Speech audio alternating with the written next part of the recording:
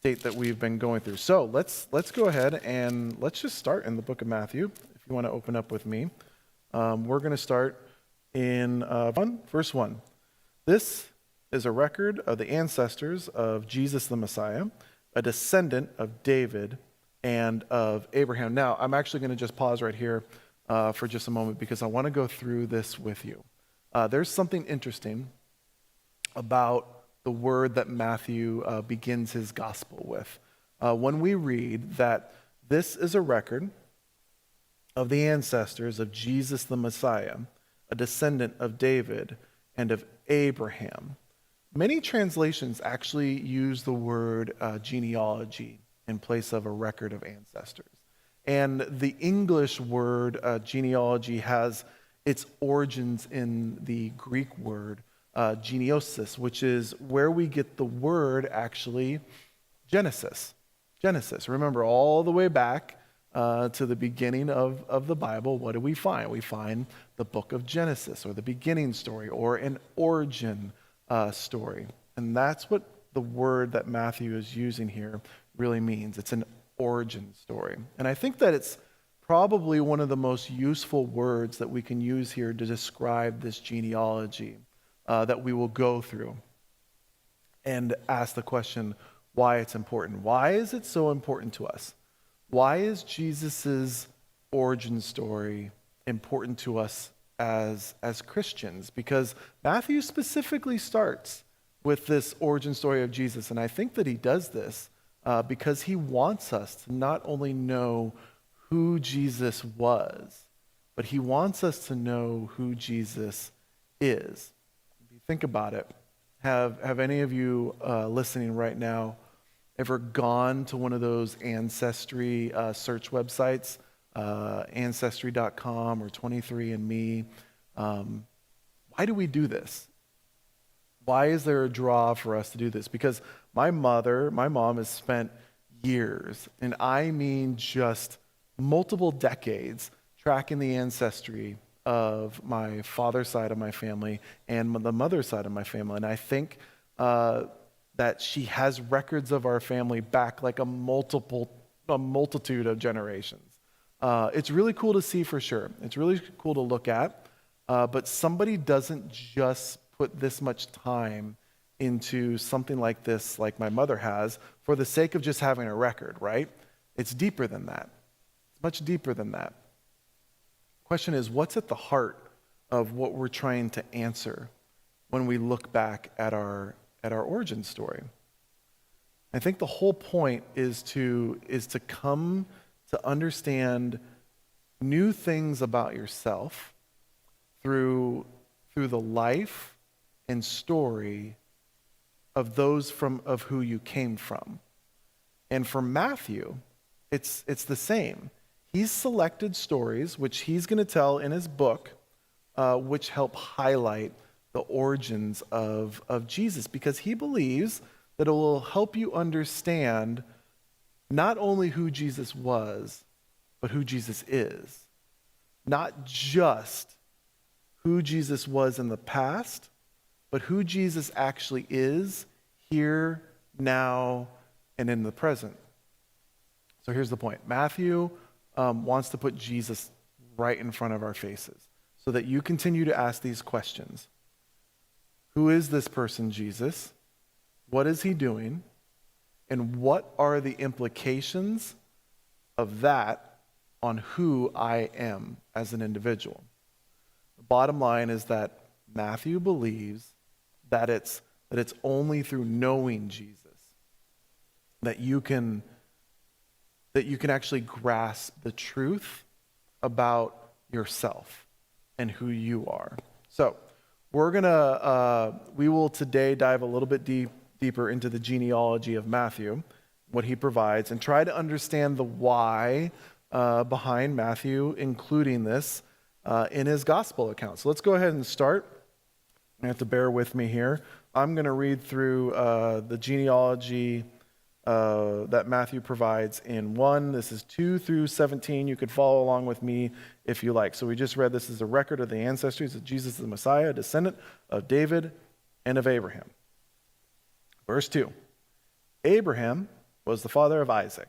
Isaac was the father of Jacob. Jacob was the father of Judah and his brothers. Judah was the father of Perez and Zerah, whose mother was Tamar. Perez was the father of Hezron. Hezron was the father of Ram. Ram was the father of Amminadab. Amminadab was the father of Nahshon. Nahshon was the father of Salmon. Salmon was the father of Boaz, whose mother was Rahab. Boaz was the father of Obed, whose mother was Ruth. Obed was the father of Jesse. Jesse was the father of King David. David was the father of Solomon, whose mother was Bathsheba, the widow of Uriel. Solomon was the father of Rehoboam. Rehoboam was the father of Abijah. Abijah was the father of Asa. Asa was the father of Jehoshaphat. Jehoshaphat was the father of Jehoram. Jehoram was the father of Uzzah. Uzzah was the father of Jotham. Jotham was the father of Ahaz. Ahaz was the father of Ezekiah. Ezekiah was the father of Manasseh. Manasseh was the father of Amon. Amon was the father of Josiah. Josiah was the father of Jehoiachin and his brothers, born at the time of the exile to Babylon. After the Babylon exile, Jehoiakim was the father of Shealtiel. Shealtiel was the father of Zerubbabel. Zerubbabel was the father of Abiud. Abiud was the father of Eliakim. Eliakim was the father of Azar. Azar was the father of Zadok. Zadok was the father of Achim. Achim was the father of Elud. Elud was the father of Elzar. Elzar was the father of Mathan. Mathan was the father of Jacob. Jacob was the father of Joseph, the husband of Mary. Mary gave birth to Jesus, who is called the Messiah. All those listed include 14 generations from Abraham to David, 14 from David to the Babylonian exile, and 14 from the Babylonian exile to the Messiah. Now, maybe you read through these and maybe you don't. Maybe when you get to these genealogies, reading through the Bible, you go and skip. And you know what? I'm not going to stand here and I'm not going to boo-hoo you over that. But however, why? Why are we reading this? And why, more importantly, why has Matthew put this in? Because it's not like Matthew is trying to get to the 1,000 words that your professor is requiring you to put in your essay, right? I don't know if you guys ever did that, but I did that when I was in college. When you were required to write a paper and it had to be a certain amount of words, you'd never use congregations. You never use like they are or we are. You'd always, or it's, or there or where. You always use they are or we are or it is, and instead of the congregation of those words, because the words counted, right? It counted towards the 1,000 or 5,000 or however many words that you had to write for the paper. But that's not the reason why Matthew put this in.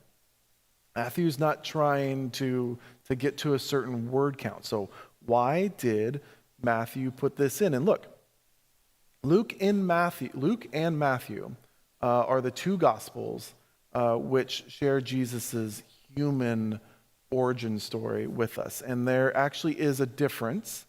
There is a difference between the two. Luke is the bloodline lineage, okay? It traces Jesus's earthly line through Mary. And Matthew is the legal lineage. It traces Jesus's line through Joseph. But Matthew put this origin story in because I believe it helps focus our attention on some characteristics of the rest of the book of Matthew. And I wanted to look at some of the other characteristics of the book of Matthew really quick so that we can keep those in mind as we're reading through. Number one, and these are in your notes, the book of Matthew shows Jesus as the teacher. There are at least included 5 discourses by Jesus throughout the book of Matthew as he teaches. It's really kind of like a manual or a 101 book for believers. One of the other things that Matthew does that the other Gospels don't necessarily do is Matthew will put things in a logical order and not always a chronological order. He really arranges things not so much chronologically, but more in this logical order than the other gospels really do. Meaning that if there's an idea that Matthew is trying to drive home, that Jesus taught to, that he'll grab those from different time periods and he puts those together. He puts those topics, he puts those teachings, he puts those messages, and he groups them together instead of laying them out in a chronological order. The book of Matthew also has more Old Testament quotations than any of the other Gospels, Matthew, Mark, Luke, and John. There's around 75 either references to or direct quotations from the Old Testament. Matthew is very, very concerned about showing that Jesus has come to fulfill the Old Testament prophecies. Matthew also shows Jesus as the Messiah, Jesus as King, which is different. Matthew showing him as the promised Messiah is different than, say, like the book of John, which depicts Jesus as deity. Matthew very, very specifically has this emphasis on connecting those Old Testament scriptures to the promised Messiah. So the last thing is that he does have a emphasis on Gentiles, and more specifically, Matthew puts a positive light on Gentiles or non-Jewish people, non-Jewish believers, puts them in a very positive light. And he ends, of course, with the Great Commission. He ends with the Great Commission that we're to go out and make disciples of all nations, baptizing in the name of the Father and the Son and the Holy Spirit. So, those are some characteristics of the book of Matthew. We're going to take this origin story or genealogy with Matthew provides us with, and we're going to pair it with those characteristics of the book of Matthew overall. And we're going to come to see that the book of Matthew really is a book that wants to point us to knowledge of who Jesus is. Okay, so 2 things I want to point out. The first is this. And look, I'm going to give this as kind of like a, hey, if you're interested and want to go look this up later, it's kind of like a fun Easter egg. But to everyone back then, everyone back in Bible times, back in biblical times, this actually, what I want to share right now, this actually carried a lot of meaning, a ton of meaning, really. We just don't really relate to this lineage that we just read through, right? 2,000 years later. So the meaning is somewhat lost, but either way, here you go. Look at verse 11, where it says Josiah was the father of Jehoiachin. Now, this is interesting because Matthew traces the lineage of Jesus through Jehoiachin. And if you don't know the story, that's fine. But here's the verse that I want you to go look up for later. Just put this in your notes somewhere so that you can connect this. It's Jeremiah 36:30. But here's what you need to know for, and again, that was Jeremiah 36:30. Here's what you need to know for today's message, though. Jehoiachin was not a good dude, okay? Not a good dude at all. The point that I want to make is this. Reading through this genealogy or reading through this origin story, all of these people have one thing in common. They all have one thing in common. They're all sinners to the very last one. And don't think for a second that we sitting here today are any better, right? All humanity, since the fall of man in the beginning, has fallen short of God's plan for each of us. I bring this up because it makes an important statement. The important statement of how God wanted his son to identify with man. Because God wanted his son to identify with man so that through his son, all of humanity could then identify with him. So Jesus came to identify and to help sinners. To identify with and to help sinners. Jesus came to identify with you and to identify with me. People who fail, people who struggle, people who sin, people who don't measure up to God's glory. Jesus came to identify with all of humanity on our level. Matthew 9:13, for I have come to call not those who think that they are righteous, but those who know they are sinners.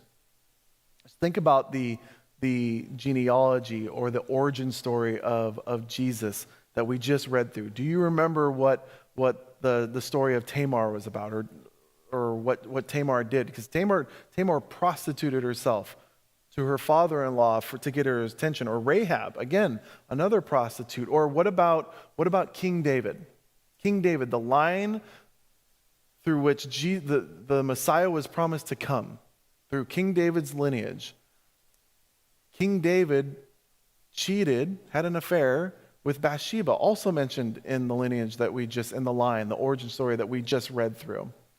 David, who's set up for the murder of her husband, played a part in that. These are the people that are in the origin story of Jesus Christ. This is the legal line through which the Messiah was born into this world. And as we wrap up today, let's ask this. What is our takeaway? What is our takeaway to be from this origin story? What is the point that Matthew wishes to drive home here? And I think it's this. Looking back through that lineage of people just like me and you, sinners, perfect people who have fallen short of the glory of God, Matthew includes this because he wants you to know that nothing is impossible with God. Nothing is impossible with God. Don't ever shortchange God and what he is able to do in your life. If he can use the lives of the people that we see who are sprinkled throughout this genealogy, then he can use you too. He can use your marriage. He can use your relationships. Whatever is weighing you down today, he can use. He can glorify his name through them. And he can bring strength through those very, very things. Today as a gathering, as we are at home with our loved ones, as we are reaching out to our friends in our community, those who need help, those who need connection, those who need to just talk or just to be heard, remember that Jesus was born. Remember that he was born fully God, fully human, into a world just like ours today. Through an origin story, just like yours and just like mine. Remember that as we learn more and more about our friends, about our family, about ourselves in this time, when we have really been forced to pause, we've really been forced to pause, to slow down, and intentionally think through our relationships. That Jesus is at the center. He's at the center of all of those relationships. That Jesus is at the center of our community, and that through him, who we are comes to light. Will you pray with me? Father,